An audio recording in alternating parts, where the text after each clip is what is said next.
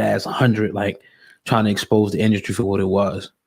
I think he knew because some of that content he been knew.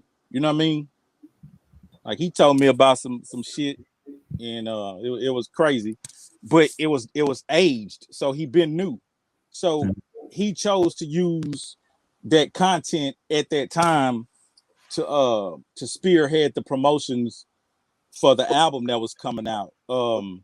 Him being in prison and coming out and seeing how, you know what I'm saying, boys got on a different face. He probably looking at a lot of them, because you got to dig, them niggas been in the game since they were like 17 years old. So all the elite artists that then became these, you know what I'm saying, superstars, he know these niggas when they was thirsty, hungry, and broke, and know them in their beginning stages. So each of these guys got stories on each other that'll go back, you know what I'm saying, from being embryos in the rap game to being these mega stars. So I'm pretty sure he had content on a whole lot of niggas, but he knew if he fucked around right there at that time and directed about the Atlanta and all that shit was gonna go crazy.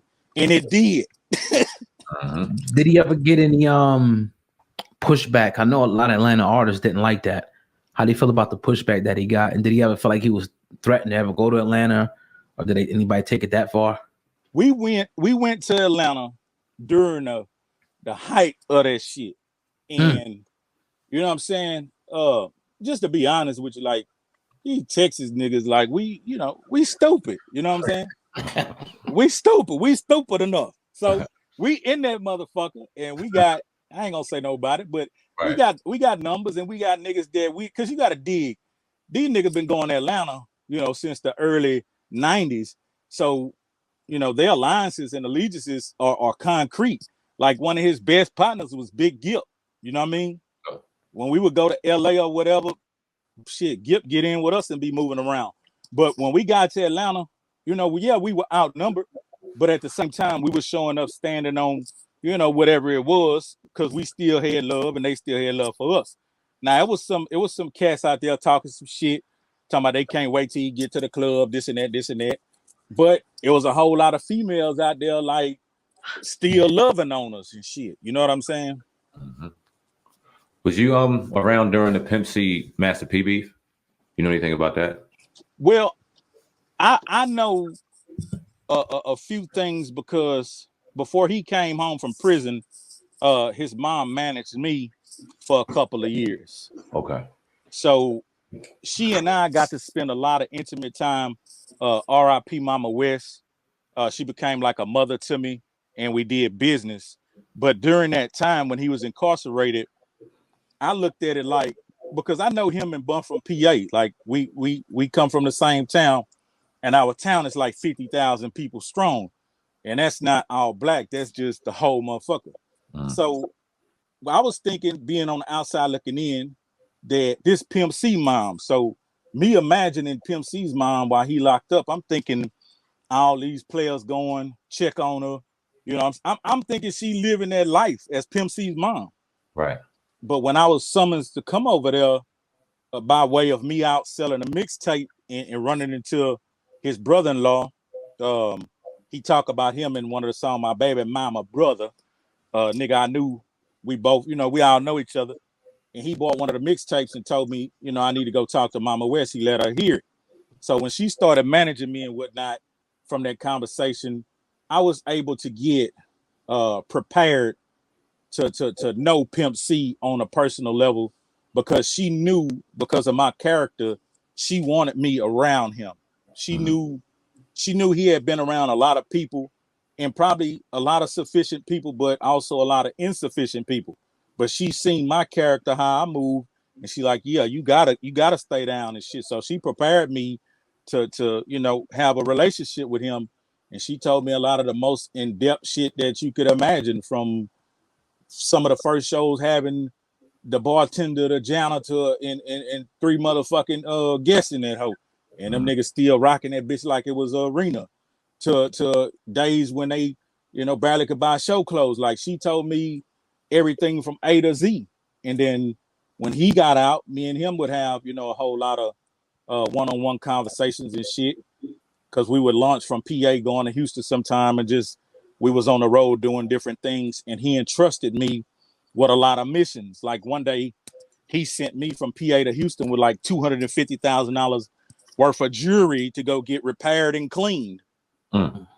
And I'm like, my nigga, why you trusted me with that task? He say, nigga, because I know you ain't gonna come back talking about it got stole. Mm. You know what I'm saying? Yeah. So he had a lot of respect for me and knew that I was dependable in a lot of ways. So yeah, we would sit down and chop it up about a bunch of grown man shit, the future and different things. And that conversation about P, you know, I got it from Mama, him, and a couple other people. That wasn't true though. With Master P, they literally said that he him and some goons pistol whipped Pimp C. That wasn't true. Was that true? Yeah. I would think it is. Fuck you talking about? Hey, that's it. Hey, look, that shit probably did happen just like that. You know what I mean? I know he touched him. I know the conversations Pimp was having, deriving from him doing work, being not paid by P.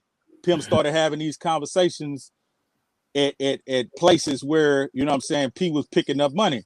So, you know, if Pimp on stage with your 2,500 motherfucking fans telling them fuck Master P, you know what I mean, at that time when that's your fans too, you gonna feel some kind of way. And then that shit happening, you know, countless amount of times, you're gonna feel disrespected. And I kind of sense that P them niggas really from where they, you know, where they say they from, you know what I'm saying? Mm-hmm. And so the boy moved how he moved and caught Pimp slipping, and from what I heard, you know, he touched him up a little bit in the hotel. Now didn't they made peace after that, right? Yeah, they was chopping it up on the phone when he got out of prison, and then Right. he was talking to C Murder a lot. And I used to wonder like how he used to get on the phone with C Murder so much, but Pimp and C Murder, they were real tight. And then P and Pimp started having some conversations. Or But all this shit is allegedly. I don't know shit. I was in the street smoking blunts, drinking 40s, fighting fucking ratchet hoes. I don't know what them niggas was doing. No doubt. it's funny as hell. On a serious note, though, how did his death affect you? How did you hear that news, and how did that get to you? Oh man, that shit was like somebody punched me in my chest with an iron fist. Because prior to it, we was having some miscommunications, and he put me. I had a partner that was down with me. I bought in the game, and he, you know, he kind of like grouped us up.